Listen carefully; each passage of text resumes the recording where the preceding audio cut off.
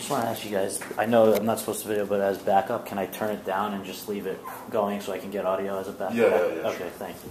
Just put it here.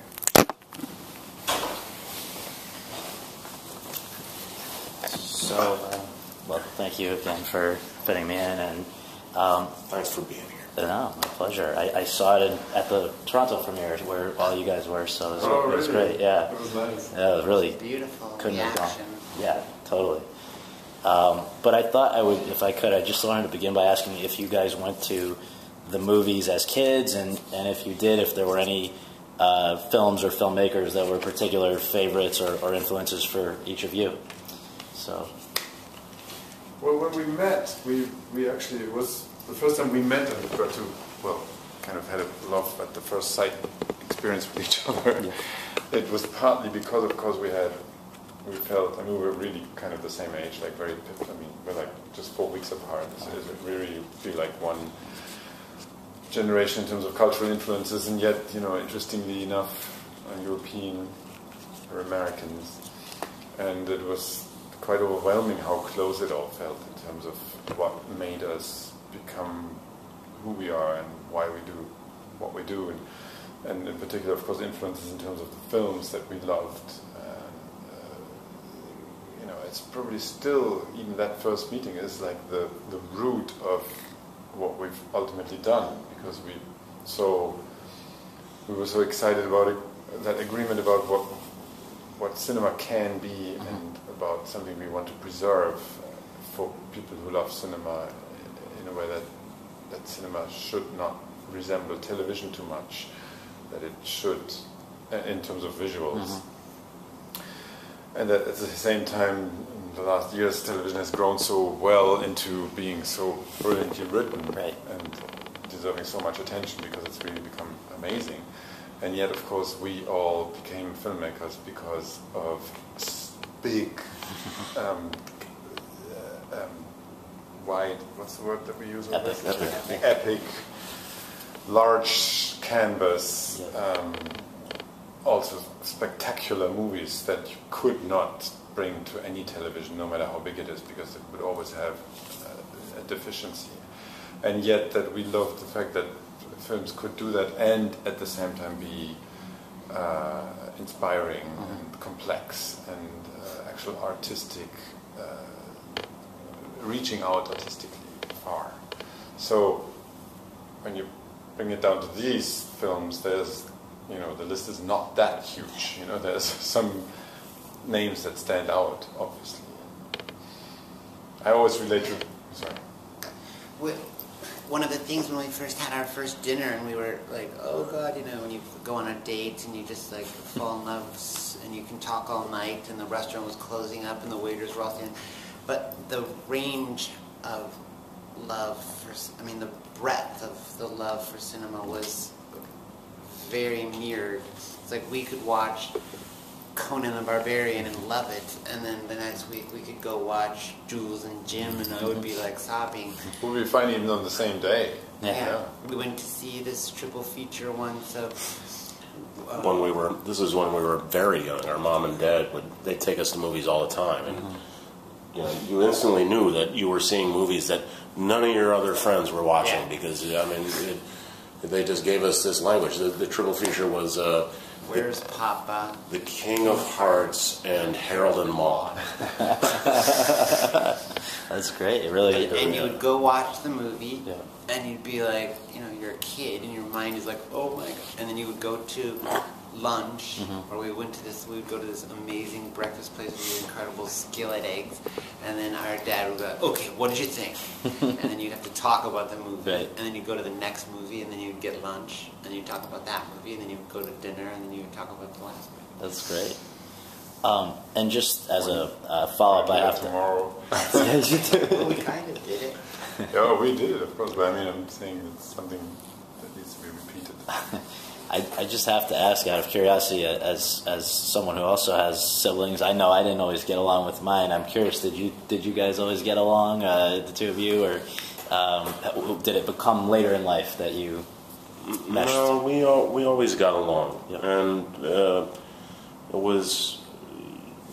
I think it was just our familial unit was very strong. It came from our mom and dad's, and we also had this bonding because of the neighborhood in Chicago where we lived. We were, we lived in a white South Side Irish neighborhood that was sort of, upper middle class, or middle to upper middle class, and they didn't like us because we were Polish and we went to the public schools, and so there was we sort of lower income bracket. That we were in the lower income bracket as well, and so our family sort of came together a little bit more, and it sort of bonded us, and we had to stick up for each other. I would get beat up every day coming home from school. Yeah. Really? Yeah. Oh. And so we played together. And for all of you, would you say that the entree into film was it the idea that you would not only be a spectator but also a maker? Was that did that come out of a desire for to control the way things went, or escapism, or what would be at the root of each of your decisions? And I guess also, did you two make that together, or did it just happen separately? So I know it's a multi-part question, but just where did of course, there's always a big genesis to that development. Yeah. You can't really say, the reason I wanted to become a filmmaker was much more, of course, not very reflexive. It was more like an instinctive urge towards this idea of this immersive way of narration and storytelling, which is, of course, something that's attractive to more or less every child or young person. And then discovering that there's jobs behind there is always kind of fascinating, because, of course, for quite a long time you don't really differentiate between that world in this box. It seems to be like there, and then suddenly my big discovery movie was the original King Kong, where even I was probably 12 or 11. I think it was maximum 11. You realized something is manufactured here, and even though it was so overwhelming, that movie, it was like one of the big movie experiences for me. I knew it was manufactured, and I do remember, and that has stayed maybe with me as an important aspect. I do remember that the fact that I could see that it was manufactured was not distracting, and it was actually adding to the pleasure. It was adding to the pleasure to always be part of the narrative, and somehow simultaneously reflecting about the way how it was made. So, I mean, my first structural reference point, probably, which has stayed with me forever as an idea about art that I enjoy. I love art that and particularly cinema art that gives me both those balls to juggle. Meaning, I enjoy very much that movies invite me on aesthetic journeys that I'm unexperienced, and that I'm learning about a way of telling a story, and then I still don't want to lose the idea of getting lost in a story and being really taken by it, and making an emotional experience which is impossible without immersion. Sorry. No problem. I guess I was going to ask the next. If you need to get. I was just thinking of the funny. There's something interesting about the ability to conceive of the mechanical or the making of something underneath it. That what he was describing is every artist, I think, goes through this moment of relating to the process in some ways. Kubrick has a funny line in when he was developing and thinking about becoming a filmmaker, and he went to see, it was a pretty bad movie. I'm just drawing a blank, and he's like, I could do better than that, right? Because it requires a kind of ego, right, to insert yourself into the mechanical process. And I remember very strongly watching Raiders of the Lost Ark, and the moment comes where he sticks the staff into the pinhole, and the camera pans from the medallion on top of the medallion staff and down, and there's Harrison and then Ford. there's Harrison Ford. And the moment that he does this tilt down, I'm suddenly freaking out, because in my head I remembered that the translation of whatever the bad guy, the Nazi guy, had when they go see the old man, and the old man says, "It is essentially 177 columns," or whatever the thing is, and the other guy goes, "Approximately 6 feet," and he says, "But you take back," because the Nazi only had one side of it, and he flips over the medallion and he says, "Oh, but you take away 10 columns to honor whose God this is." And then you realize, that means that the staff is less than 6 feet, which means that this tilt down, Harrison Ford is about 1.5 feet shorter than the top of the staff, which means that Harrison Ford is actually 3.5 feet tall. So you guys caught them. Has that been ever exposed publicly? I don't know. I think it's really. That's great. Oh, are you hotel managing? You're a hotel manager. It's good though, because I was good at the next question I wanted to pose to the two of you. And did you reach the conclusion together or at the same time that you wanted to go for this as a career, or was one of you sort of ahead of the other as far as making the commitment? I don't know if it was. I think that we wanted to write together. Yeah, we started doing comic books, and I mean, we had done everything together. We were in the construction business before that. And we wrote role-playing games together. Yeah. We wrote like a 350-page role-playing game when we were kids, and it's still available. Yeah, where can we get that? Amazon. No. Publishers. Publishers. Okay. We need a publisher first. I see. The rights are still available. Right, but it was just each step along the way.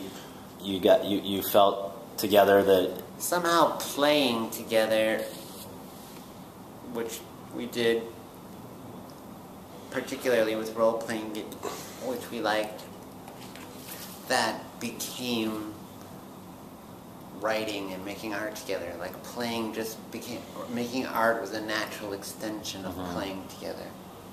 Yeah, I mean, the step towards filmmaking was really came on from we read Roger Corman's autobiography, How I Made 100 Movies and Never Lost a Dime, and it was such a revelation to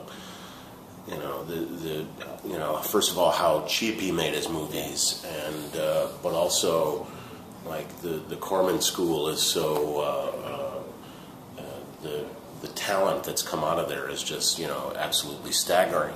And we get the movies and we're like, hey, this is pretty good. And then again you start inserting your own potential. You start imagining yourself, hey, maybe we could do that's right, we could make a Roger Corman movie. And that's actually where we were gonna that was gonna be our first foray to do that kind of a movie.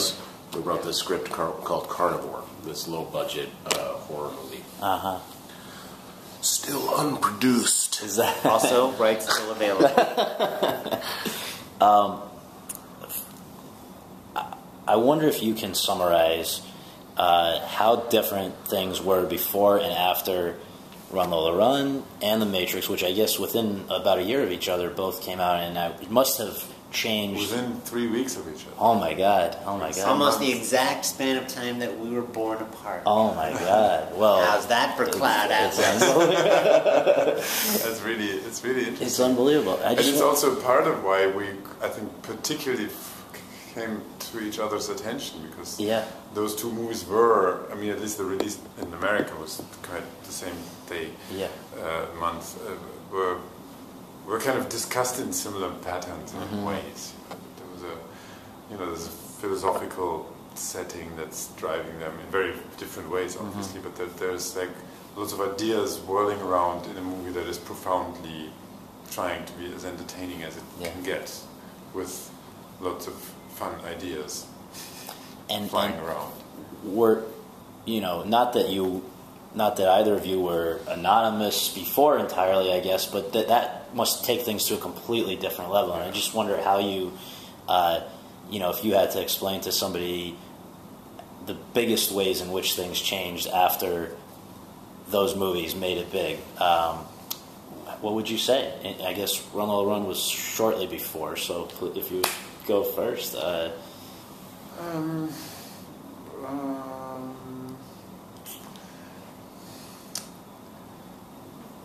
It expanded, obviously, the range of possibilities of what, but it's something that objectively happens to you, and subjectively it doesn't. I didn't reflect about it that much, I have to admit. It was more like if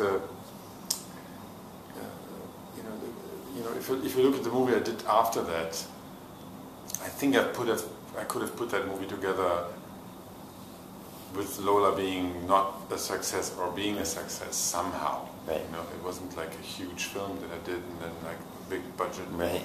The Princess and the Warrior was just a similar movie to the movie I had done before in terms of the scale, and it was German. It was sort of very particularly local. So I don't feel, and I think that was kind of healthy in a way, I guess.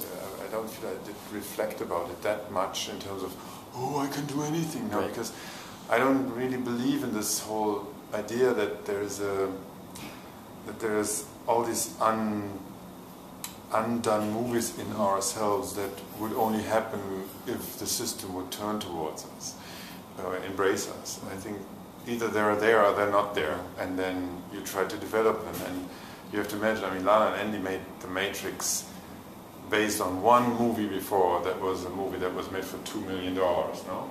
Three. That kind of a jump is also kind of unheard of. Yeah. In particular, in those days, it was even less possible. And it had to do with the fact that I think there was a certain determination. That's what they wanted to do. There was a certain presence to the idea. And that movie, of course, was expensive. Was just because the ideas in it was expensive, but not because they were saying, we want to make an expensive movie. I think we would all be happy if it was 10% of the money that it costs. Right. Any movie. There was, though, that for us, because the Matrix was successful, we got to make the other two, which we had if we were only allowed to make The Matrix, we would have been very sad, because the movie is an incomplete idea, and the other two complete the ideas of that movie, and without them, it is kind of a false representation of what we wanted it to be. And so we were very happy. Yeah. There was like a rush of excitement that we were going to get to finish the ideas. But I think it's like from a community standpoint, like the success of those films were more important. Like, the community of filmmakers that we deal with and touch, like we were able to get James McTeague a job and turn him into a director, and he made V for Vendetta, which we produced. And just, how it extends to our friends and family. We now have a building in Chicago that, is like a family business for us. And so I think it's the way it affects people's lives around us more than our own career. But there are certainly those are among the positive things that come from having a great success. On the other hand, I know even before The Matrix, for the two of you, it seems like you were not interested in a lot of personal publicity or attention. From what I gather, there was sort of a no press clause, and I just wonder, does the fact that when you do have so much success, it obviously there's a urging on a lot of people to commodify you, to bring attention to you. Has that, you've managed, I think, very amazingly to keep a lot of attention away for the most versus other people. But did you feel that was it scary to suddenly be at the center of so much attention, or all that? It was scary at a little level. We went to Bound, and just going through, we went to the Venice Film Festival and the Deauville Film Festival, and that amount of attention bothered us.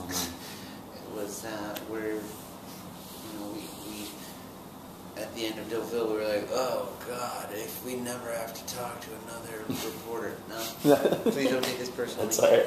We don't mean it personally. It's our issue. Right. It'll not be too soon, and we ended up having to do a little bit more on the Matrix, and we were dragging and not trying to avoid it as much as we could. And the success enabled us to say, okay, we would rather not make movies than do press. And if we have to do press, then we'll just not make movies. And I would say, though, that as we've gotten older and we've met other teachers, and to the kindness and generosity of my brother, we've agreed to do press recently on this movie for a lot of reasons. One, because we think the movie is helped people feel an accessibility to the movie through us, which we're trying to reach out and say, the movie is a little scary, but don't worry, you're gonna have a good time. Yeah. You feel the same way? Yeah, I mean, there's a part of me that is protective of the movie. I mean, it's one of our children that I feel like I want to get out there and get in front of it and kick back a little bit to the slings and arrows that are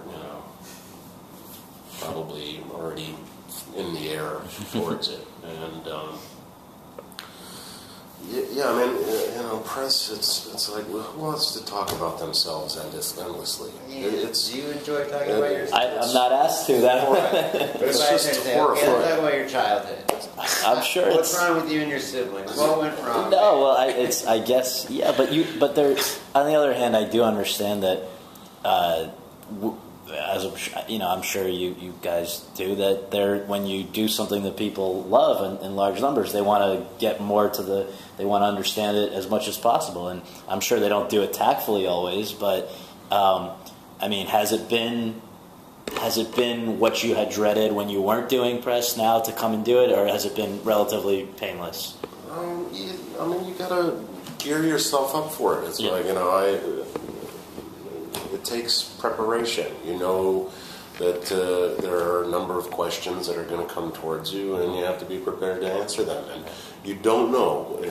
I mean, Warner Brothers is keeping us somewhat insulated. We're only talking to a handful of congratulations. Thank you, people. You got in. I'm honored.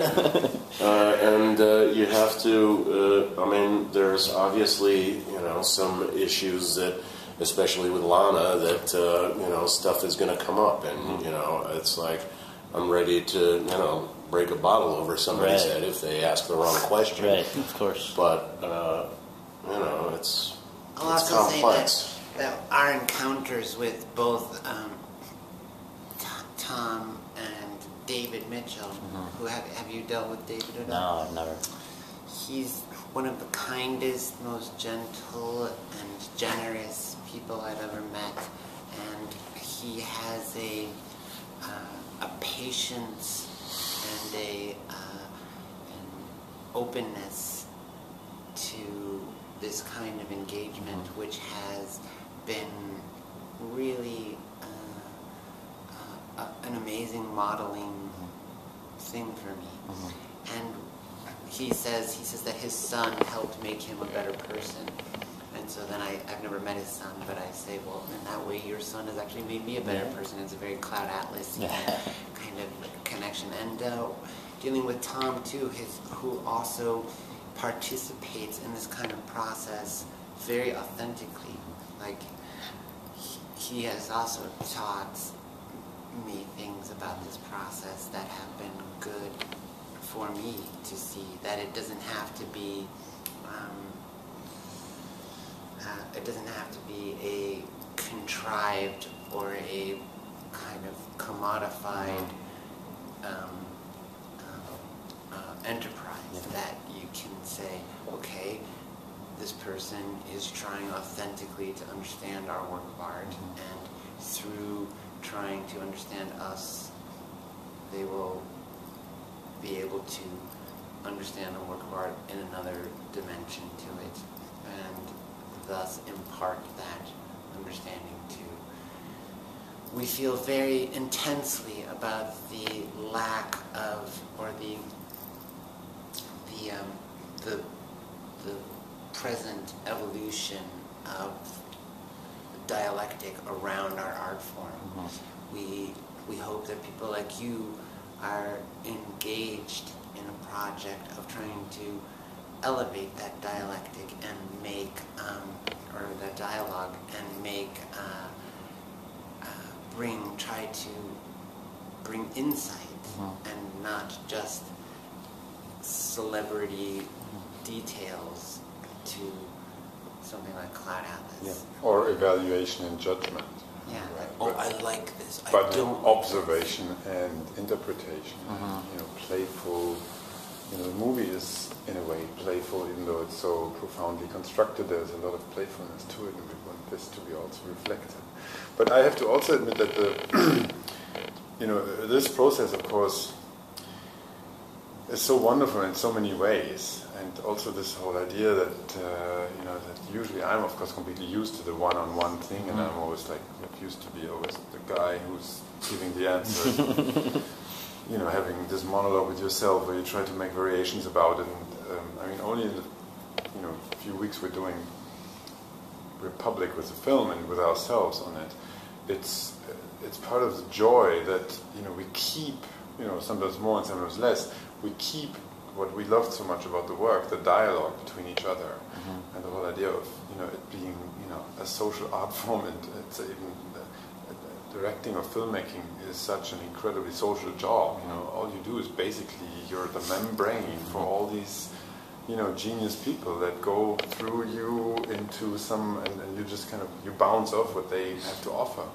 And now I'm bouncing off with two very close related loving minds what my own perception of the art that we're surrounded with and create is.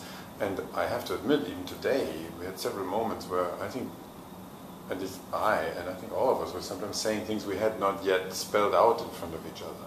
So it is actually, for me, it's quite wonderful sometimes. It's of course not always. Sometimes you have to repeat and it's fine, because some people just need some information that is similar. But if you get the time for it, which also is something we've addressed, and we don't want at least 3 minute slots, they're useless. That you can develop also because it's I listen to stuff that it's not that I've heard all of this before, and it's so different because of course if it was just us, it would be just like me 90% of talking, and I think because we are like this, the whole thing becomes much more of a dialogue, and sometimes more, sometimes less. The person participating as the journalist becomes part of the dialogue rather than it just being a delivery process. I guess this one you may have gotten from a lot of other journalists. I don't know, but I'm curious if you, as you look back now, you've both been all been doing, been a part of filmmaking for quite a while at this point. Do you feel that with this project you have sort of been forced to grow or evolve to in a different way than you had previously? And there are themes in Cloud Atlas that continue, that sort of that are connected to previous things that you've done, but do you feel that it demanded things of you that you had never been called upon to use before? Sure, there's like the convention of one director, one vision, and with us it's that we've already broken through that convention, but as soon as we enter into the triptych of filmmakers, I don't know if it was forced upon us, but certainly we embraced it. It was not something we had to do; it's something we get to do. That's right. We experience it as a real luxury experience. Yeah. It's been the most joyful. The whole movie has been the most I mean, in creative terms, the most joyful, wonderful experience. We went into it with love in our hearts, and the movie was an act of love. We wanted to spend time together. That's why we made the movie, and it's spread actually everywhere. Then, yeah. Which was the nice thing. We felt like, okay, we really want actors to love the movie and the people connected with it, and everybody has to kind of have an extra bit of excitement about the whole concept. And that's why it was an incredibly inspiring period of time where you felt like everybody was contributing beyond their creative potential, but also as personalities and we're eternally grateful that we found this source material that was so inspirational to us. It was, the philosophies in the book are so, important, just about humanity, that we were allowed to, participate in it. It was fantastic. And, if you ask about change, it's more like, it reinstated, something that sometimes you're not sure about anymore, because it's a hope that there is the potential to really reach out far and do things that many people ask you to either not do or be careful about, and you feel like, but if it will work, it will be something that many other people will be so joyfully embraced because it's so rare, which is a work of art coming out of a social inspired process, and not so much the vertical rule-driven thing that usually makes movies, of course, a bit more formulaic. And we all know that there's an exhaustion about formulaic movies, and especially about epic, big-scale movies being formulaic. And we suffer from that too, because we love big-scale movies. And we love also all kinds of, even sometimes, beautifully silly movies, but the movies that made us were movies that had scale and substance. And it's getting harder to be together in the battle for those kind of films. Has made us quite strong, and I think it wouldn't have been possible if it was only one director. I think this movie wouldn't exist without the three of us. Well, that process that was recounted in the New York article about how you guys literally took the story that the author himself didn't think was adaptable and pieced it together with literally index cards, it just is mind-blowing, because it sounds to me like everybody who's read the book felt like they loved it, but they couldn't imagine a way that could be done, and so just that Costa Rica time was really where it came together. Yeah. Very much. Wow. Well, if I can just ask one last thing, I'll get out of your hair very quickly. Make sure they're good questions. Yes, no, I'm trying. The important one. The last thing is just that if it was up to you,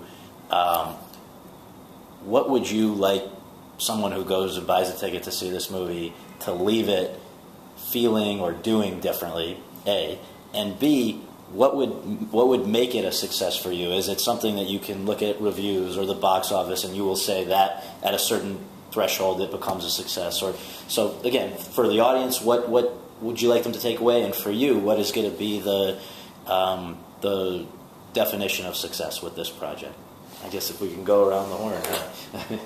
Well, I'm actually following Andy in a way, in a perspective that I like about the second part of the question, that there is I don't know how you put it always, but there is something about the movie that feels, you said, bulletproof or something. Well, yeah. That's. I get sucked into the pitfalls of reading reviews sometimes, and I find it. It's incredibly damaging to my psyche. I went through this process where, especially after Speed Racer came out, we were producing Ninja Assassin for James, and it was like incredibly devastating, because we had spent a certain amount of money, and not only was it rejected at the box office, it was skewered by the critics, and I read each and every one, and it was was a miserable time for us. And we got to have some cathartic moments on Ninja Assassin, thankfully, carving up bodies and body parts flying.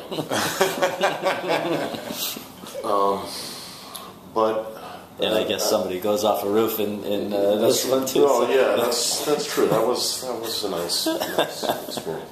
But with this film, the film is the reward. Just having one person come back, and we met this reporter in Toronto, this Japanese lady who was. She was extremely consternated about how the movie would perform. Performance is like, it's how movies are judged now, like how they do at the box office. If it doesn't do well at the box office, it's a complete failure. The Wachowskis failed. And so she was imagining this film coming out and no one going to see it, and she was extremely disheartened by that prospect because she had this profound attachment to the film. And, we said to her, look, that's it. That because you're just sitting here telling us of your profound attachment, that has to be enough for us. She was the archivist. She's the archivist, It's like somebody already does. So she can go off and talk about the movie and hopefully, infect people with the same enthusiasm for the movie, and hopefully establish some kind of dialogue. And we get a lot of enthusiasm around the movie, which is, sure. Where you go, you feel like people sometimes talk to you in a way that is deeply complex, profound, hitting notes that are important for us, and then stuff that was important for them individually, that is their particularness, that embraces elements of the film. And when you feel like, oh my God, this is all resonating, then it's in there, because I don't know this person. You have never spoken to the person before, so there was zero influence. Mm-hmm. It's all just from the movie. Mm-hmm. So it's in there. And that can never be taken away. And whatever it will do, our expectation is that it is impossible to not leave a mark.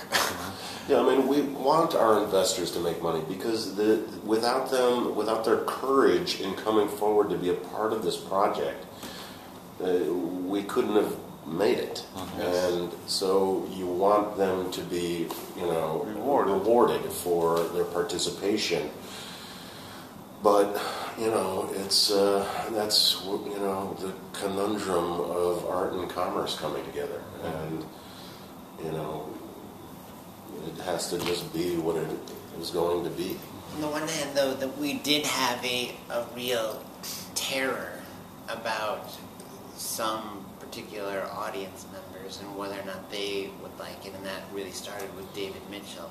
With David, when we were all completely on pins and needles, David came to Berlin to see the film, and I was dying. I couldn't sleep, because if he felt disappointed in it, it would have been painful for me emotionally.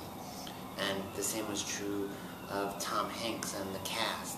We did a unique thing on this film. Mostly actors see the movie at the premiere, but we wanted them to see the movie like we had made the movie. They all flew to Berlin for the first cast read-through, and we had this amazing read-through, and it was very much social family. This we were this kind of fun troupe, circus troupe, and we wanted to have that be the way they first experienced it, not with 100 people. And so they came, and again, very, very nervous about it. And when we finished the screening for David, I was trying to give him his energy and let him, and he kept leaning over and hitting me during the whole movie and laughing and leaning over and saying, "Oh my God, that was amazing! That's so clever! You clever monkey!"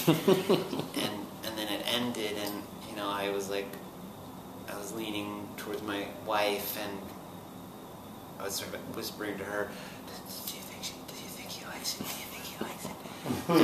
And my wife wife goes, I think you should just look at him. And then I turned and he had like tears on Wow. his eyes, and he looked over at me and he said, it's magnificent. Wow. And then, you know, my heart was like dancing.